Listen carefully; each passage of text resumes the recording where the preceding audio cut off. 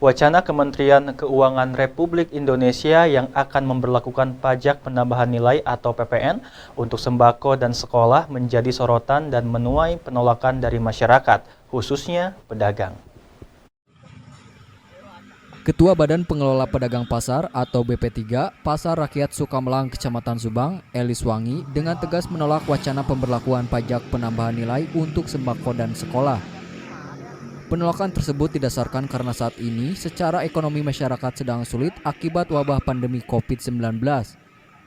Selain itu, pemberlakuan PPN untuk sembako akan menurunkan minat belanja warga ke pasar tradisional.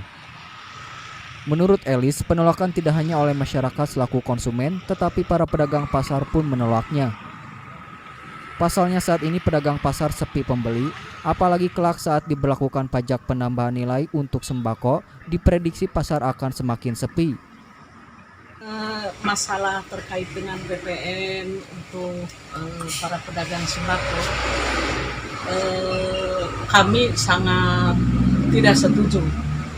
Karena kaitan dengan masyarakat, apalagi dengan musim pandemi seperti ini, jangankan masyarakat untuk membayar PPN sembako ya, mungkin untuk usaha mereka sendiri, apalagi sekarang musim pandemi ini kan sepi, dibebankan juga harus ada bayar PPN. Berapa persen itu nilainya? Kami mewakili para pedagang, kebetulan saya juga sebagai Ketua BP3 Pasar Rakyat Sukamelang Kabupaten Subang, sudah membicarakan dengan teman-teman para pedagang. Mereka sangat menolak keras. Apakah pemerintah tidak ada kerjaan gitu loh? Dengan kondisi seperti ini, masyarakat ekonomi sedang terpuruk, harus dibebankan kepada masyarakat kecil tentang PPN.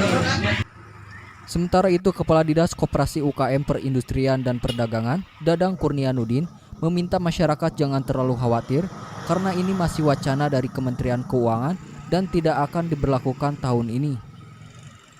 Dadang memastikan jika jadi diberlakukan, tidak akan semua sembako kena pajak, tapi ada kriteria khusus baik dari kualitas sembako maupun asal sembako, seperti halnya sembako impor. Dari dinamika sosial yang harus kita terima, dan karena ini belum menjadi kebijakan, kan baru rencana, jadi kami barangnya di dinas teknis kan belum bisa memberikan tanggapan teknis karena kita juga belum tahu apa yang dimaksud dengan apa yang menjadi isu di publik hari ini tentang pajak untuk sembako dan pajak untuk sekolah. Ya. Tapi apakah ini juga secara manusiawi, Pak? Apakah ini Tataran kebijakan itu kan pasti ada landasan filosofis, ada landasan yuridis, ada landasan sosiologis, dan pasti ada landasan ekonomisnya gitu ya. Artinya ini juga kenapa wacana yang dilempar ke publik hari ini kan dalam rangka mencari tanggapan secara sosiologis seperti apa di misalnya. Kalau hitung-hitungan ekonomis pasti kan cukup banyak rumus yang bisa dilakukan untuk menghitung beban dan sebagainya, nilai manfaat, resiko, itu dampak pasti kan ada ya. Jadi kita hari ini karena kita belum tahu ya seperti apa, tadi seperti katakan saya di awal, apa yang akan dikenakan, jenisnya apa, ini kita juga belum bisa menghitung ya. Kalau sepintas mungkin boleh orang berpendapat bahwa ini akan memberatkan dan sebagainya.